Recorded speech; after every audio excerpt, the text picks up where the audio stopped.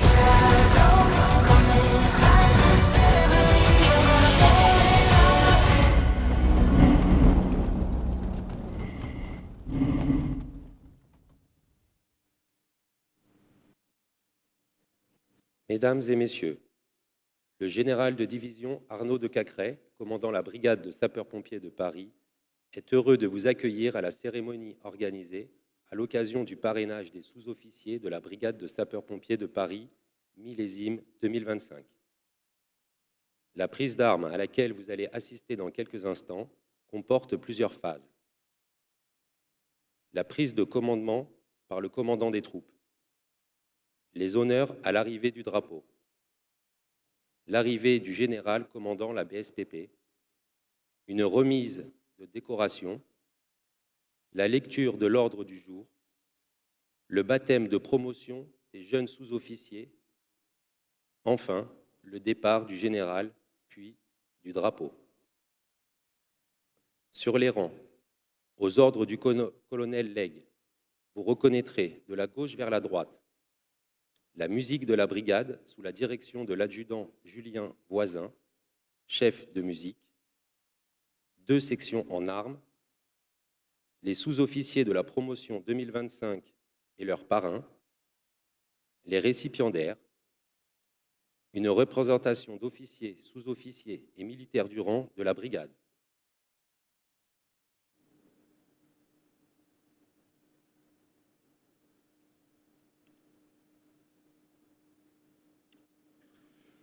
Vous êtes aujourd'hui des sous-officiers de la brigade de sapeurs-pompiers de Paris.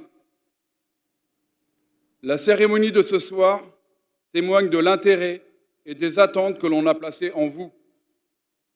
Ce parrainage symbolise la fraternité d'armes qui unit les militaires.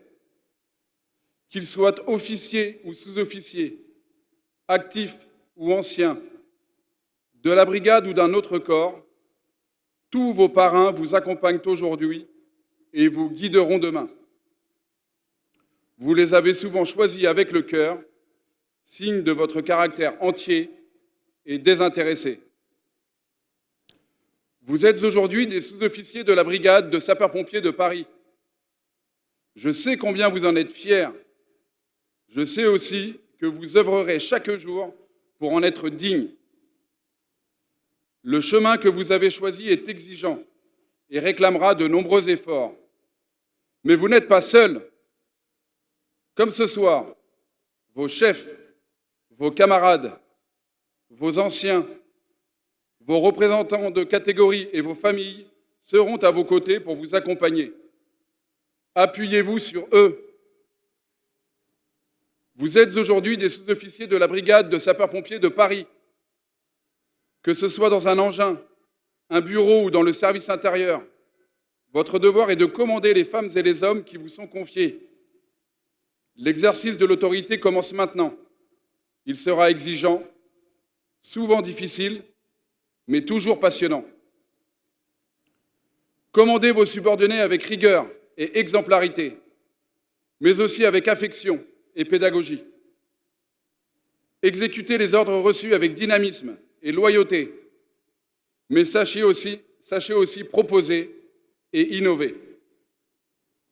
Vous êtes aujourd'hui des sous-officiers de la brigade de sapeurs-pompiers de Paris. Comme les cohortes qui vous ont précédés, vous poursuivrez l'écriture de la glorieuse histoire de la brigade. Faites preuve de l'humilité qui nous caractérise. Certains prendront parfois de mauvaises décisions ou adopteront une attitude inappropriée. Assumez vos erreurs et mettez tout en œuvre pour les corriger. Vous êtes aujourd'hui des sous-officiers de la brigade de sapeurs-pompiers de Paris. La brigade est fière de vous et du travail accompli. Elle vous accorde toute sa confiance et je sais pouvoir compter sur vous. Alors, comme on le dit dans l'engin depuis si longtemps, en reconnaissance.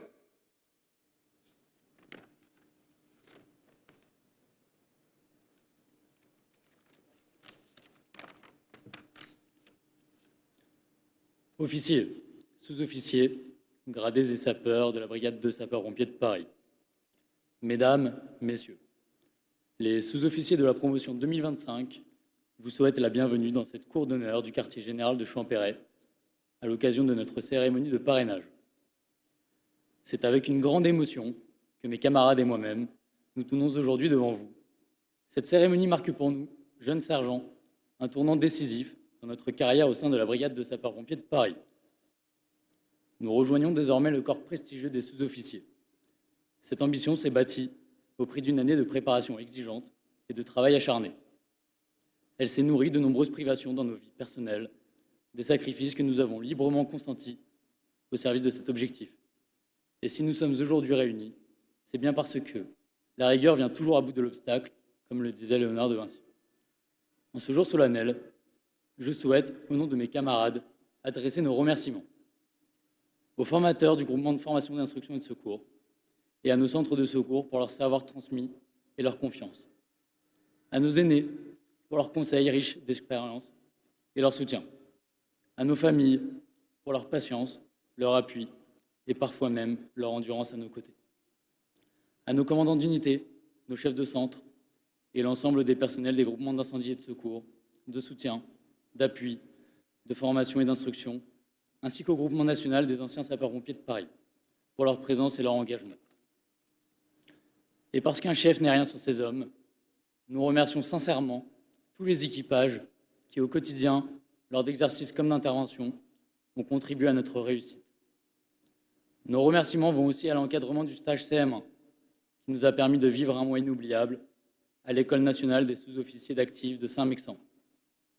Enfin, un merci particulier au major Grangeret et au GNASP qui nous ont accompagnés sur les traces de notre parrain de promotion au Mini-X-sur-Rance en Bretagne. Ce parcours mémoriel nous a permis de découvrir l'histoire inspirante de Jules Langlois, sapeur-pompier de Paris à la vie exceptionnelle. Nous avons partagé un moment fort qui restera gravé dans nos mémoires. Aux familles et aux parrains présents ce soir, soyez fiers. Fiers de vos fils, filles, frères, sœurs, parents ou amis. Fiers de leur parcours, de ce qu'ils ont accompli et de ce qu'ils accompliront demain. Je vous remercie de votre attention et vous souhaite à toutes et à tous une excellente soirée.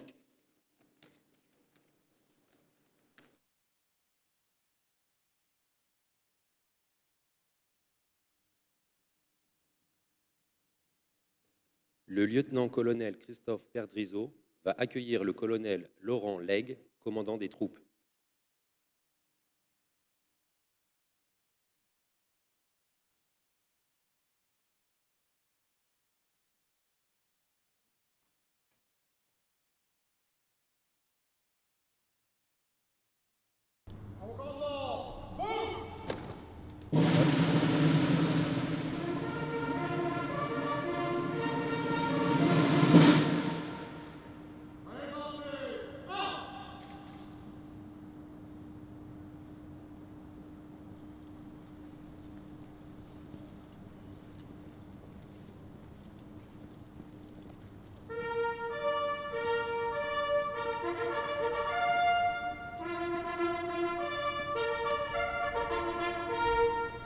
Brigade de sapeurs-pompiers de Paris rassemblée, à vos ordres, mon colonel.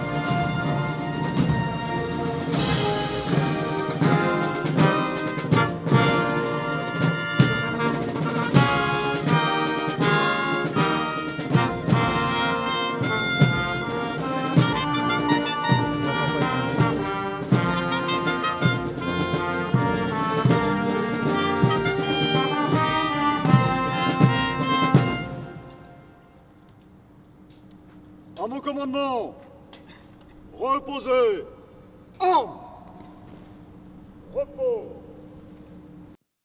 Les honneurs vont être rendus au drapeau de la brigade. Ce drapeau est décoré de la Légion d'honneur, d'une médaille d'or de la Défense nationale avec palme, d'une médaille de la sécurité intérieure échelon or, ainsi que de 3 médailles d'honneur pour actes de courage et de dévouement échelon or. Enfin, et par décision du président de la République, une fourragère d'or pour actes de courage et de dévouement matérialise sur la cravate du drapeau les actions d'éclat accomplies par la brigade. L'ensemble de ces distinctions exprime la reconnaissance de l'intensité de l'engagement des sapeurs-pompiers de Paris au service de la France. Prêt. Prêt, moi.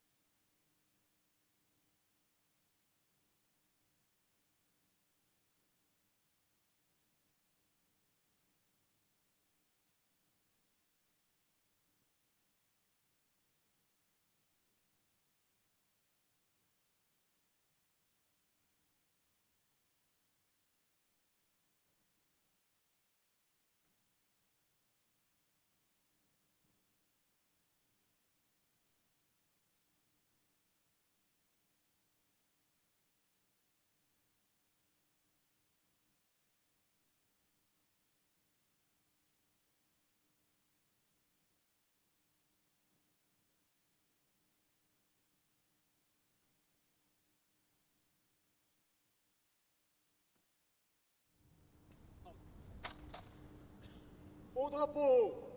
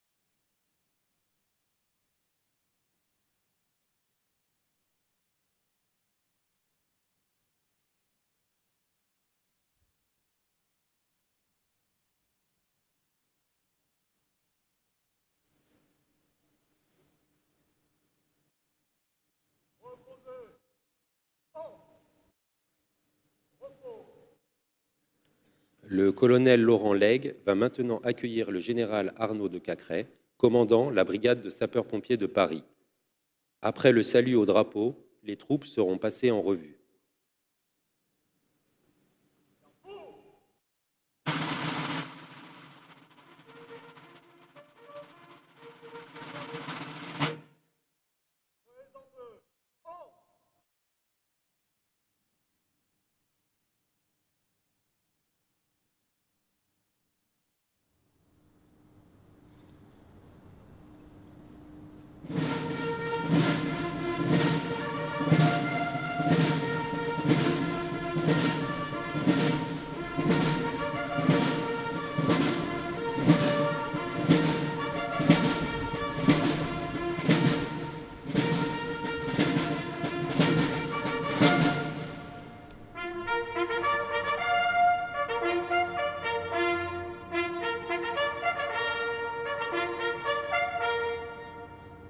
Brigade de sapeurs-pompiers de Paris rassemblée.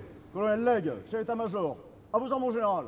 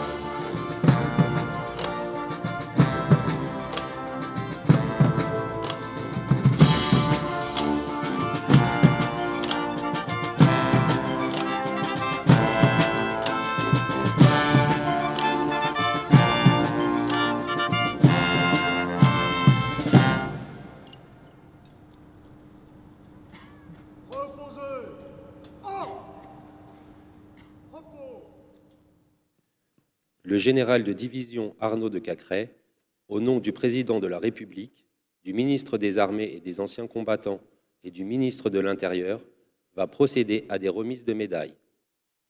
Ces médailles honorent l'action des sous-officiers lors d'opérations multiples au cours desquelles ils se sont distingués en mettant leurs compétences et souvent leur vie en jeu pour la sauvegarde de la population.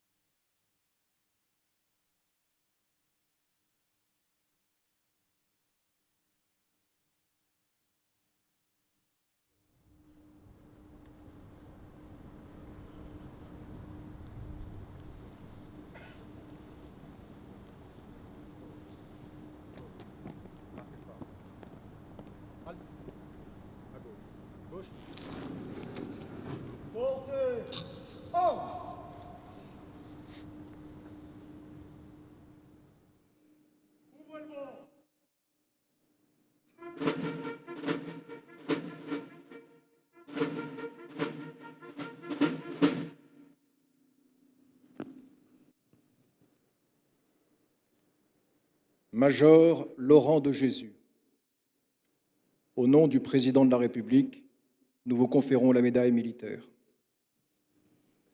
Major Laurent de Jésus, 28 ans de service, officier adjoint à la 17e compagnie d'incendie et de secours.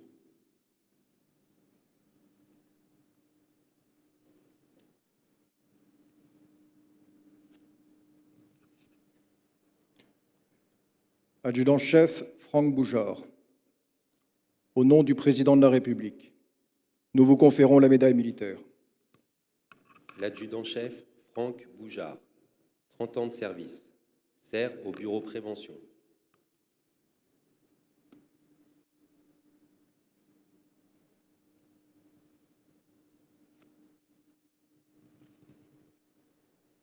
Adjudant-chef Arnaud Pelletier, au nom du Président de la République, nous vous conférons la médaille militaire. L'adjudant-chef Arnaud Pelletier, 27 ans de service, sert au bureau des affaires juridiques et de la commande publique.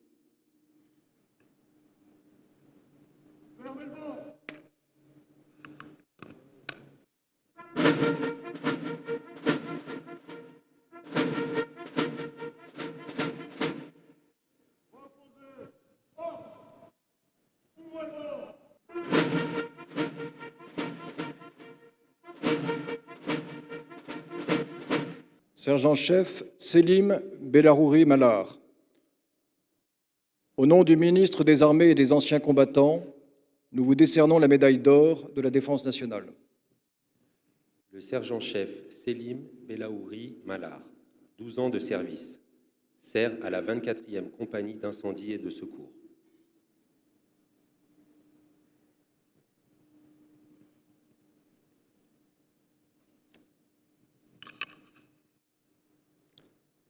Sergent Guillaume Strazel, au nom du ministre des Armées et des Anciens Combattants, nous vous décernons la médaille d'or de la Défense nationale.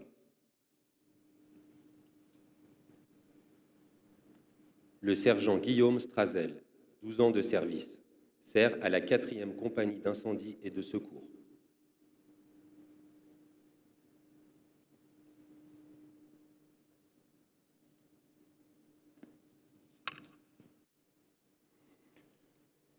Major Romain Declercq, au nom du ministre de l'Intérieur, nous vous décernons la médaille d'or de la sécurité intérieure.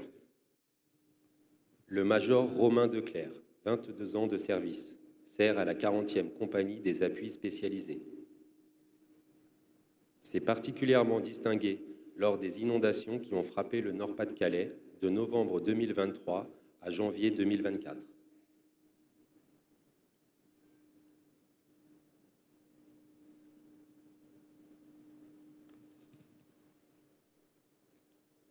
Adjudant-chef Frédéric Lemoine. Au nom du ministre de l'Intérieur, nous vous décernons la médaille d'or de la sécurité intérieure. L'adjudant-chef Frédéric Lemoine, 26 ans de service, sert à l'antenne médicale de Ménilmontant. S'est particulièrement distingué lors de sa participation à l'étude et à l'écriture des textes de loi votés à l'Assemblée nationale pour tout ce qui est attrait à l'évolution des différents protocoles médicaux et paramédicaux applicables aux infirmiers sapeurs-pompiers.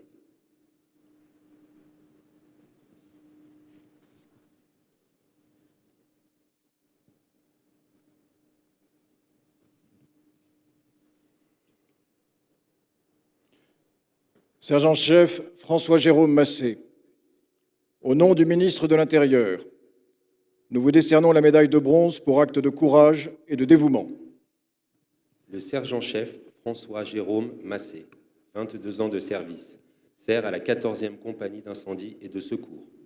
S'est particulièrement distingué le 10 septembre 2024 lors d'un violent feu d'appartement situé au 23 boulevard Paul Vaillant-Couturier à Drancy, en Seine-Saint-Denis. Confronté à une situation défavorable, a fait preuve d'exceptionnelle qualité de chef de garde, analysant avec lucidité la situation, a demandé des moyens de renforcement adaptés, en les utilisant judicieusement lors des opérations de reconnaissance de l'ensemble du bâtiment, et a ainsi permis la réalisation de 11 sauvetages et de 10 mises en sécurité.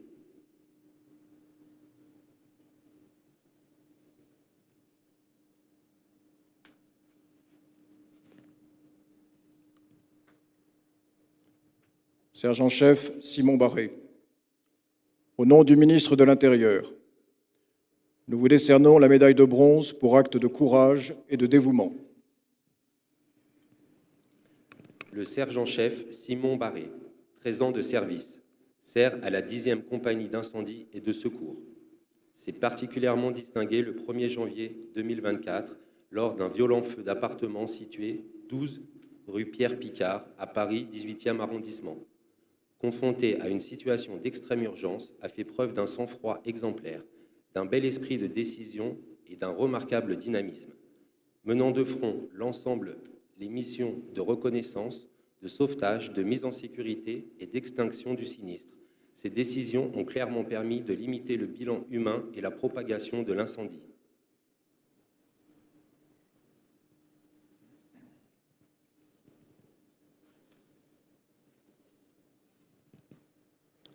Sergent-chef Jérémy Sauvage, au nom du ministre de l'Intérieur, nous vous décernons la médaille de bronze pour acte de courage et de dévouement.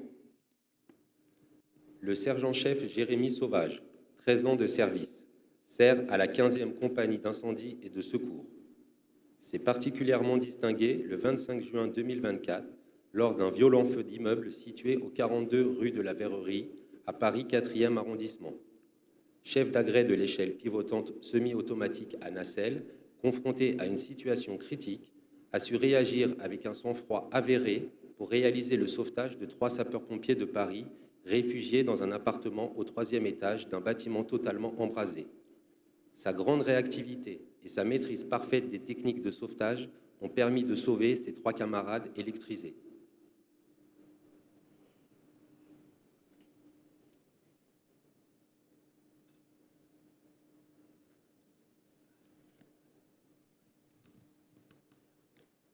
Sergent Michael Alaoui Benouri, au nom du ministre de l'Intérieur, nous vous décernons la médaille de bronze pour acte de courage et de dévouement.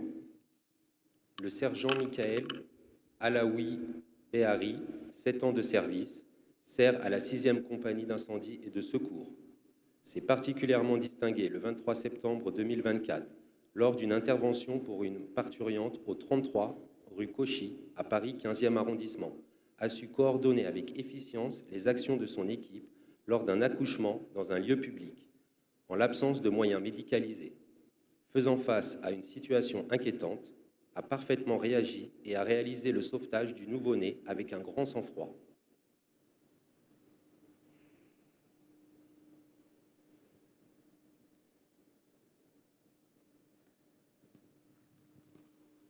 Sergent Fares Nimour, au nom du ministre de l'Intérieur, nous vous décernons la médaille de bronze pour acte de courage et de dévouement. Le sergent Fares Nimour, 8 ans de service, sert à la 8e compagnie d'incendie et de secours. S'est particulièrement distingué le 20 juillet 2024 lors d'un feu d'immeuble au 16 rue du Sentier à Paris 2e arrondissement. Confronté à un sinistre d'une rare violence, a réalisé le sauvetage périlleux d'une personne prise au piège par les flammes et les fumées au 6e étage en prolongeant son agrès au moyen de l'échelle à crochet. A par cette action d'éclat, permis de sauver une personne vouée à une mort certaine.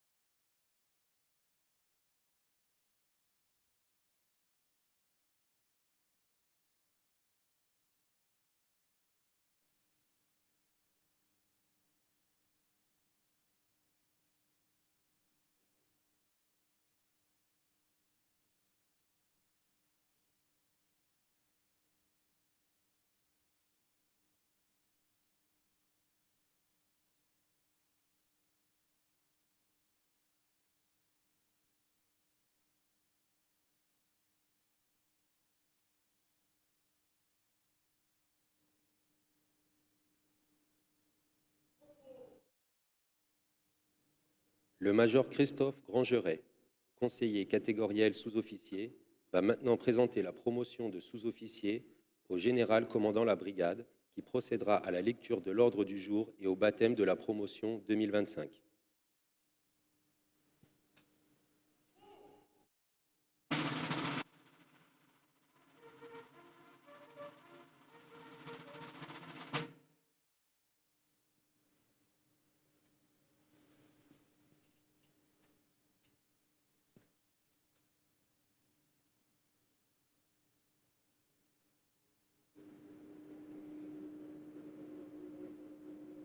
Promotion sous-officier rassemblé à vos ordres, mon général. Mon général, quel nom portera la promotion sous-officier 2025? Cette promotion portera le nom de commandant Jules Langlois.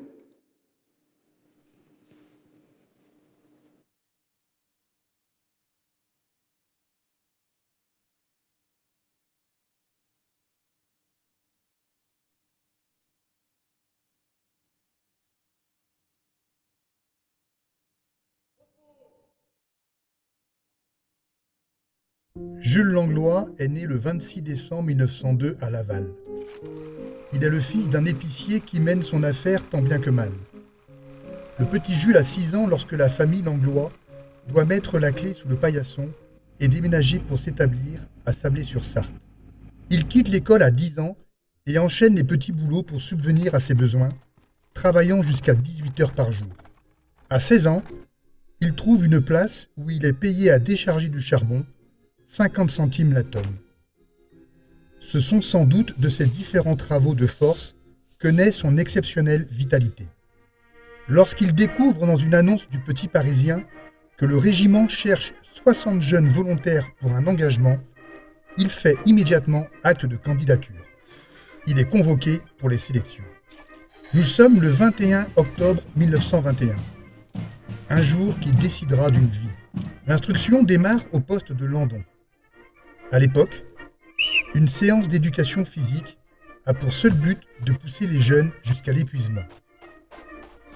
Seuls les plus résistants, moralement, comme physiquement, tirent leur épingle du jeu. La jeune recrue Langlois est de cela.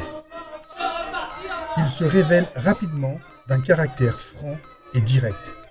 Au moment où il passe avec succès les épreuves de caporal de première classe, il est capable de réaliser un mouvement à la barre fixe en se tenant que par les index. Il est rapidement accaparé par la filière des élèves moniteurs qui le conduit naturellement à l'équipe spéciale de gymnastique de 1926 à 1936.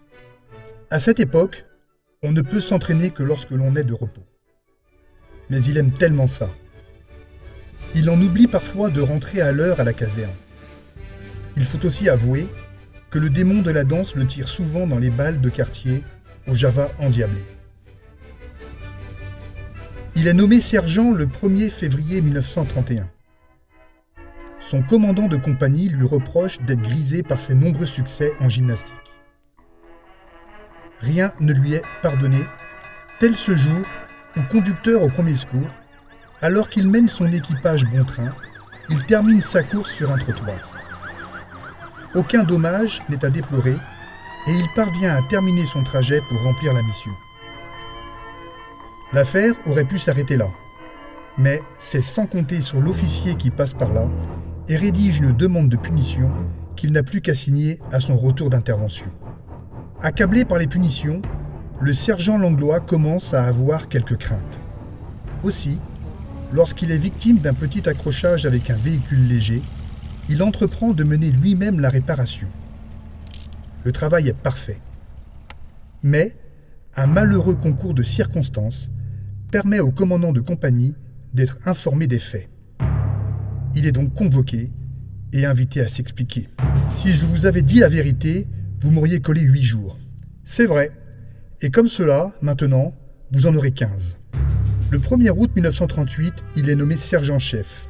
Les événements qui se préparent vont faire basculer peu à peu la bonne humeur qui règne dans les casernes du régiment. Dès le début de l'occupation, le sergent-chef Langlois va entrer dans les rangs de la résistance.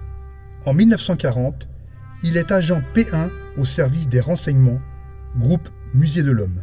Il est investi de plusieurs missions confidentielles qui vont du transport d'armes et de documents à l'hébergement d'aviateurs alliés à Chaligny.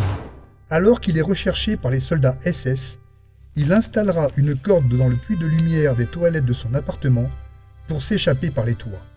Il lui arrive aussi de commettre de sa propre initiative des actes de résistance chargés d'espoir et de patriotisme. En 1941, nous sommes régulièrement chargés de faire des rondes à l'hôtel de ville. À l'occasion d'une de ces rondes, je dérobe la clé du sas qui permet d'accéder au toit. Avec un camarade, nous y sommes revenus de nuit et avons réussi à remplacer le drapeau à croix gammée par le drapeau français. Nous avons ensuite pris soin de refermer à clé l'issue que nous avions empruntée de façon qu'il ne soit plus possible d'accéder au toit. Les Allemands sont furieux.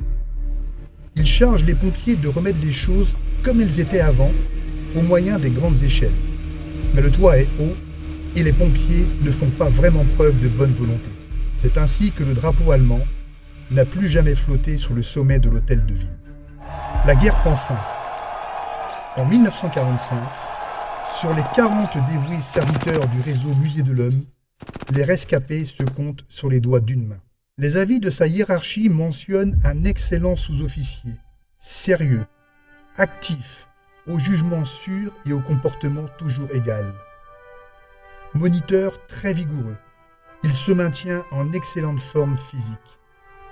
Sous-officier énergique, qui s'est dépensé sans compter durant l'occupation allemande, n'ayant qu'un seul but, la libération de sa patrie, mérite de voir sa ténacité, son courage et abnégation récompensés par un avancement exceptionnel dont il est parfaitement digne.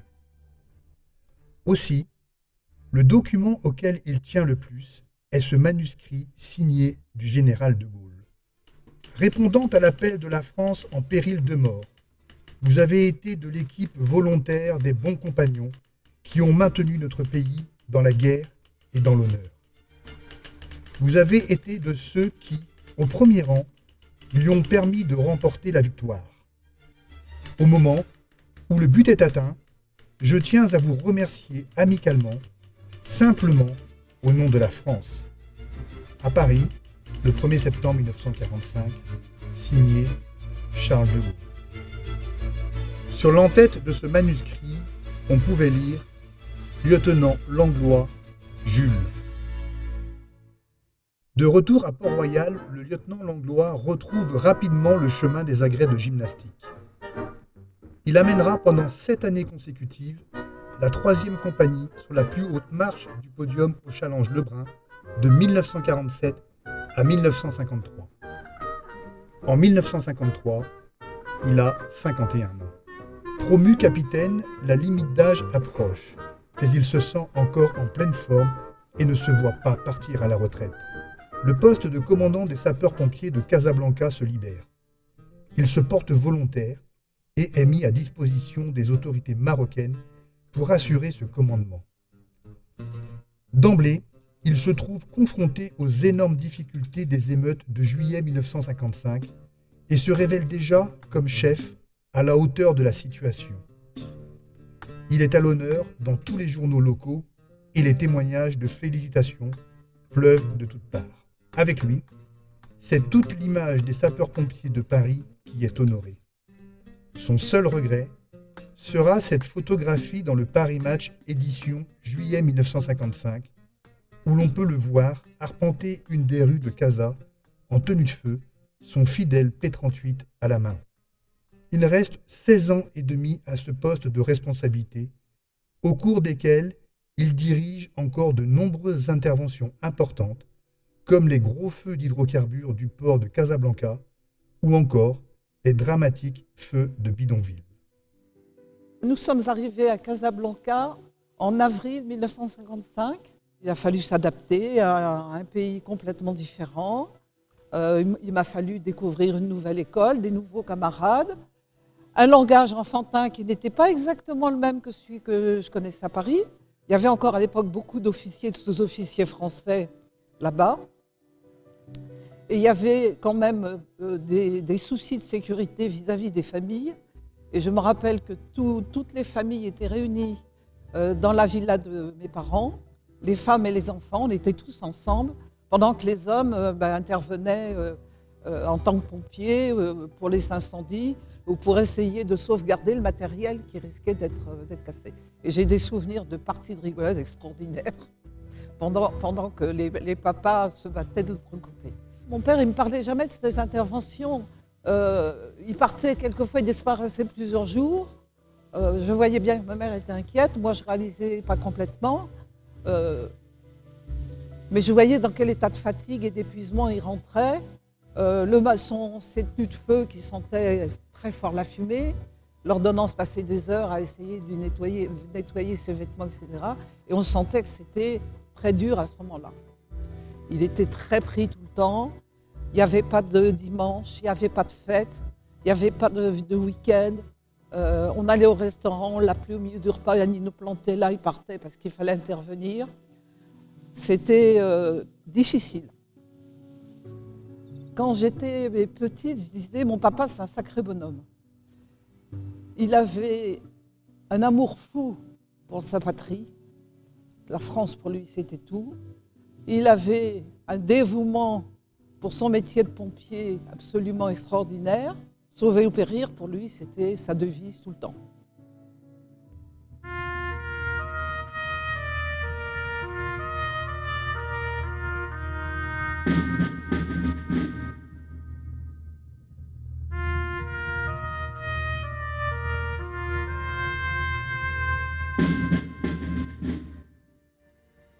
C'est ici toute la force de notre institution que de tisser des liens entre son histoire et son présent pour préparer son futur collectif.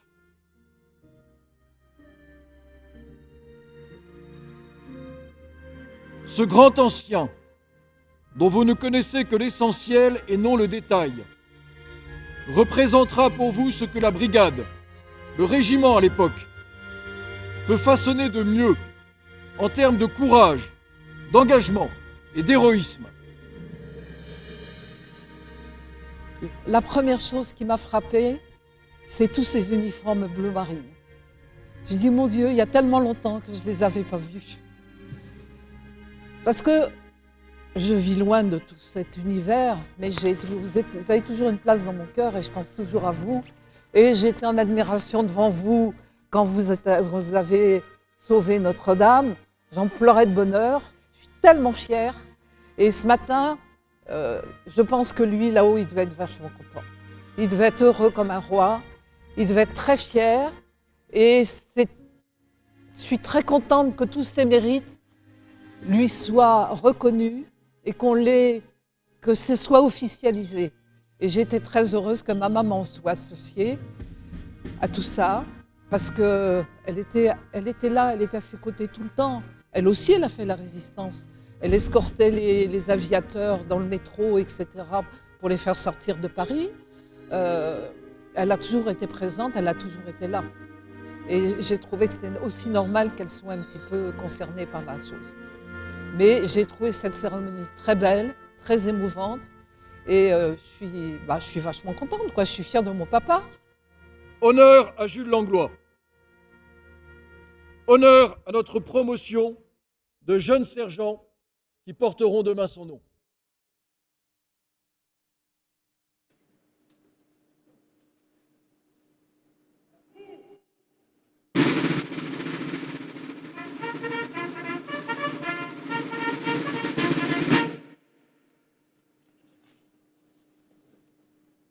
Ouvrez le banc.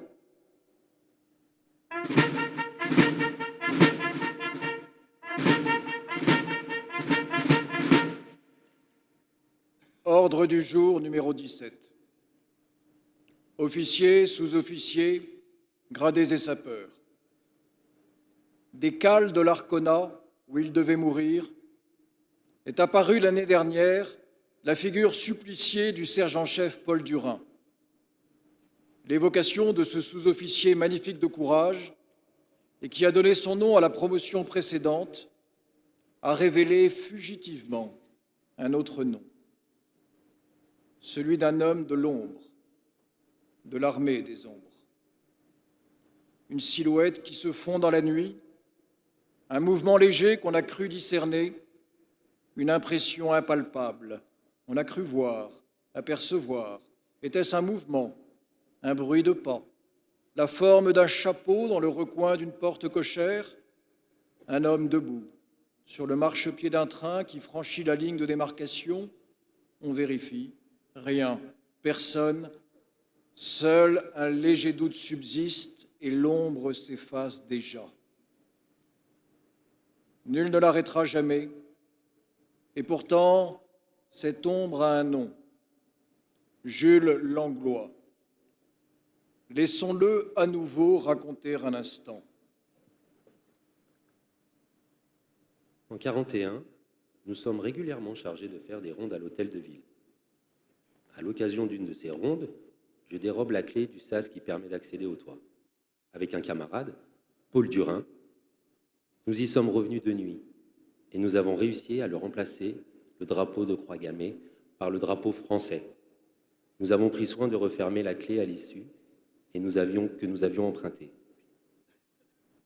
Il n'est plus possible d'accéder au toit. Les Allemands sont furieux. Ils chargent les pompiers de remettre les choses comme elles étaient avant, au moyen des grandes échelles. Mais le toit est haut et les pompiers ne font pas preuve de bonne volonté. C'est ainsi que le drapeau allemand n'a plus jamais flotté sur le sommet de l'hôtel de ville. Jules Langlois est né en 1902 à Laval. Garçon de ferme, doué d'une force physique exceptionnelle, il s'engage en 1921 au régiment des sapeurs-pompiers de Paris. Il est affecté à Landon, où il démontre très vite un caractère affirmé, facétieux, déterminé et surtout extrêmement audacieux. Autant de qualités morales qu'entretiennent chez lui ses impressionnantes qualités physiques. Ses exploits sur la barre fixe le rendent rapidement célèbre et en 1926, il est affecté à l'équipe spéciale de gymnastique où il restera pendant plus de 10 ans. Il forge là ses plus belles qualités de chef, d'endurance, d'engagement, de courage et d'esprit de sacrifice. Mais la folie des hommes plonge l'Europe puis le monde dans la guerre.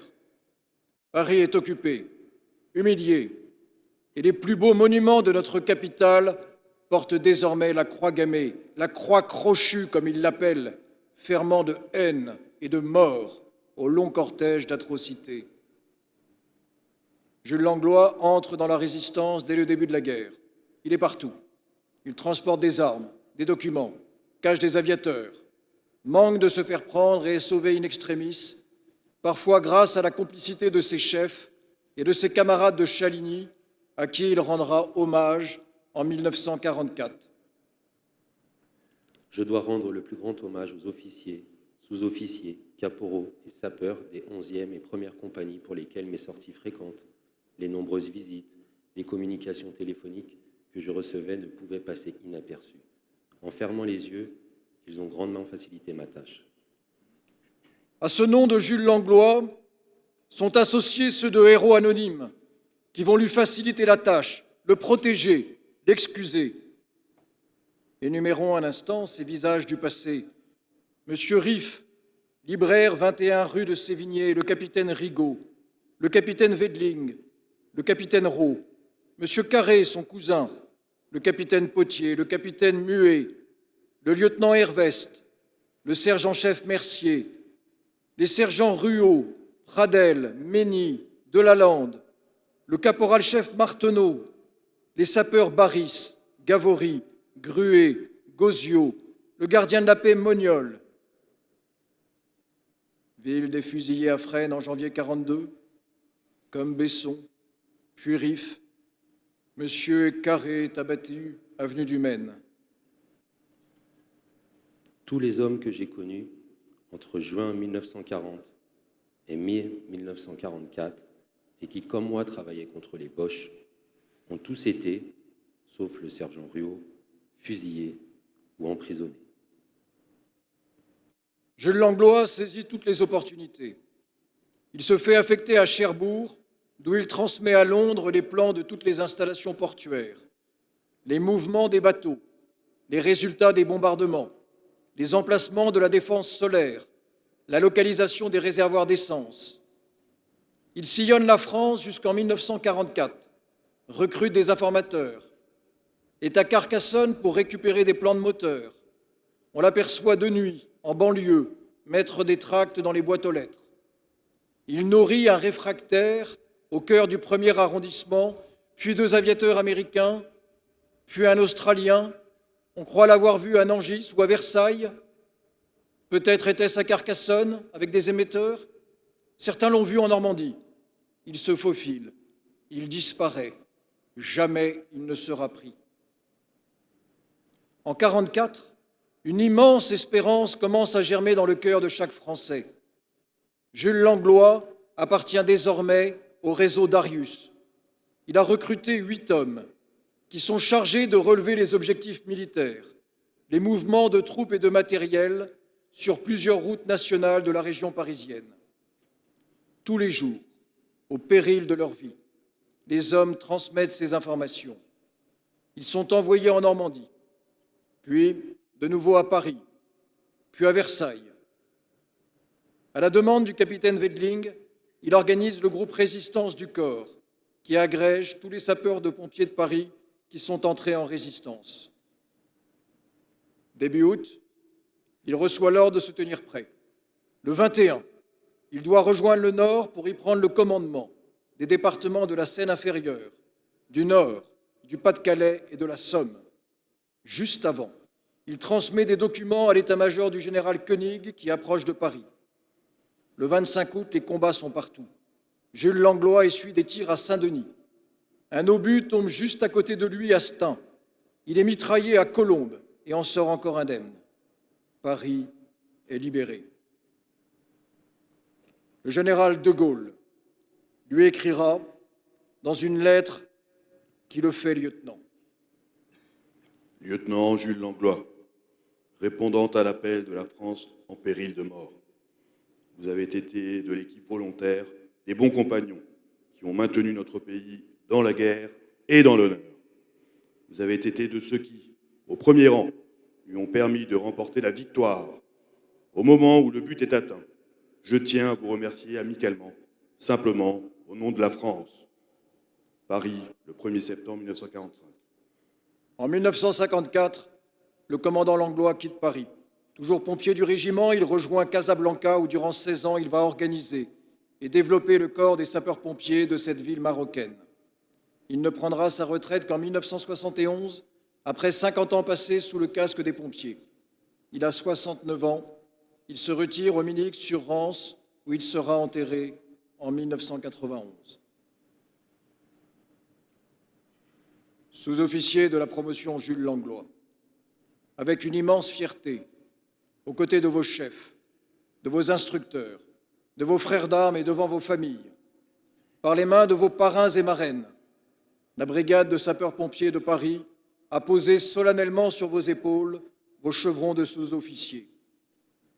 À votre tour, vous êtes devenu sergent de notre brigade de l'armée de terre qui a toujours répondu au service de la France, qui a toujours combattu, à l'image de tous ces noms évoqués, et qui ont su aller au bout de leur engagement. Comme dans cet élan fougueux et magnifique de la nuit de Pâques 1941, durant laquelle votre parrain arracha la croix gammée du sommet de l'hôtel de ville, car il ne pouvait supporter l'insulte d'un drapeau ennemi flottant sur notre patrie. Sous-officier de la promotion Jules Langlois, ce soir, dans le cadre prestigieux de l'état-major Champéré, un visage sort de l'ombre. Un nom se grave dans nos mémoires. Ce nom est celui de Jules Langlois, extraordinaire sous-officier, dont l'héroïsme discret, commun à tant de héros, nous apparaît dans sa gloire passée que vivifie désormais la jeunesse de votre promotion. Vous êtes aujourd'hui les dépositaires d'une même flamme, celle que Jules Langlois fit briller dans la nuit de l'occupation. Vous puiserez votre force dans sa force, celle qui fait se lever un chef quand la troupe s'est couchée et que les têtes soumises s'inclinent et se taisent. Vous chercherez le sens de notre unité dans son héroïsme simple, qui transcende la plus humble des interventions, l'héroïsme de votre devoir d'État accompli chaque jour, sans routine, sans abandon, sans lâcheté. Vous trouverez la générosité qui s'oppose à la mesquinerie des petits calculs individuels au service d'un bien collectif et qui nous dépasse. Sous-officier de la brigade de sapeurs-pompiers de Paris, sous-officier de la promotion Jules Langlois, soyez demain l'image simple et belle de votre parrain. Fermez le banc.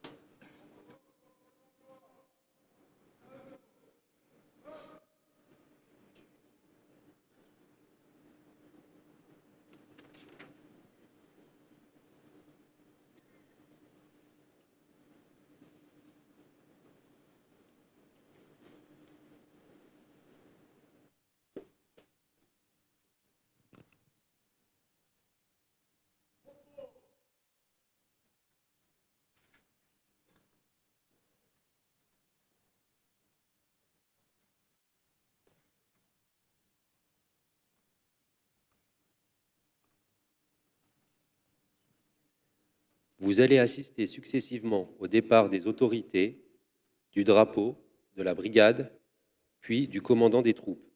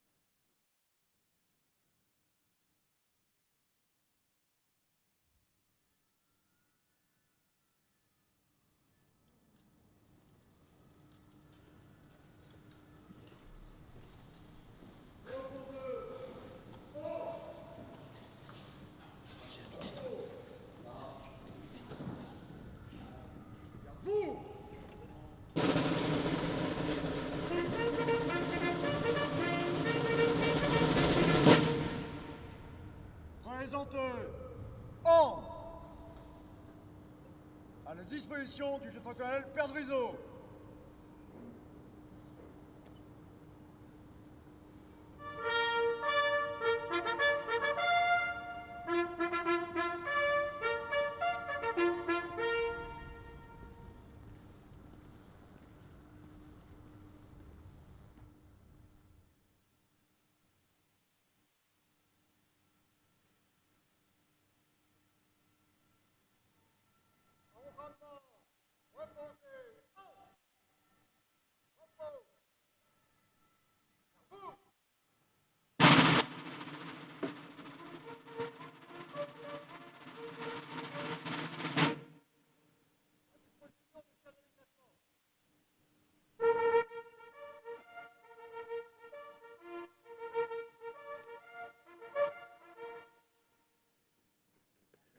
La cérémonie militaire est à présent terminée.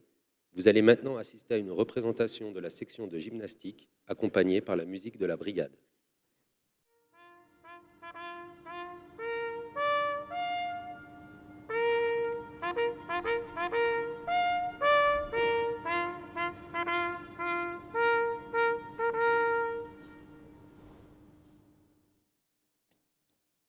J'ai longtemps cru que la bravoure se mesurait à la force des bras. Dans mes jeunes années, à la caserne Sévigné, je grimpais aux cordes de l'équipe spéciale comme d'autres gardistes des montagnes. Là, entre les murs chargés d'histoire, j'ai appris la rigueur, la fraternité et cette humilité qu'on ne trouve qu'au service des autres.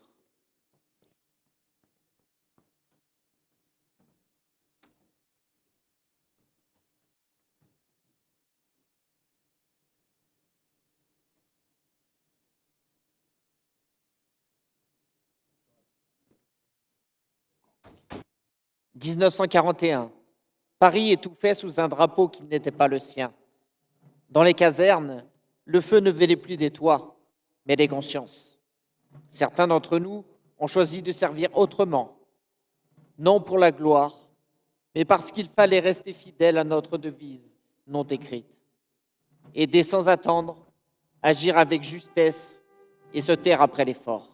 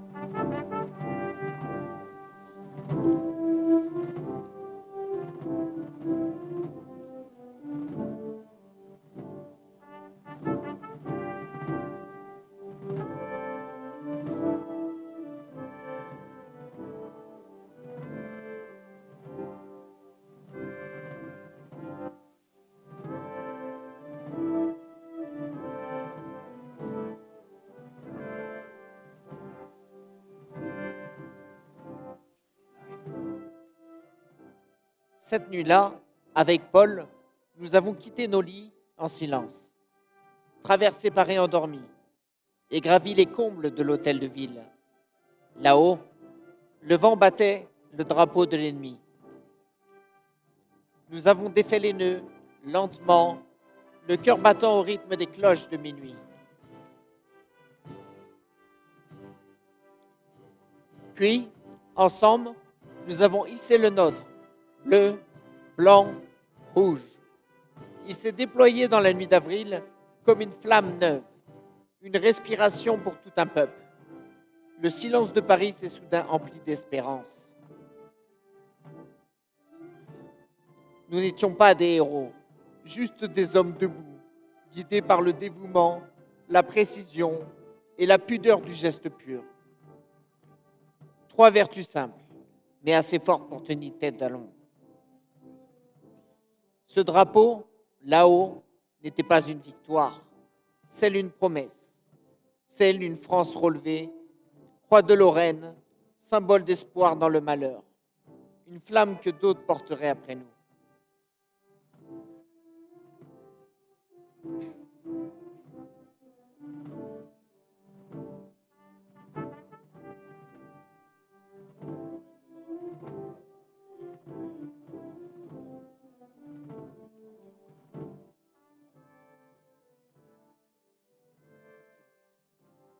Aujourd'hui, nous ne sommes qu'un souffle dans le vent de Champéret. Mais si vous tendez l'oreille, vous entendez battre le cœur de l'hôtel de ville, le cœur des sapeurs-pompiers de Paris, le cœur de ceux qui montent encore et toujours à la hauteur de la résistance.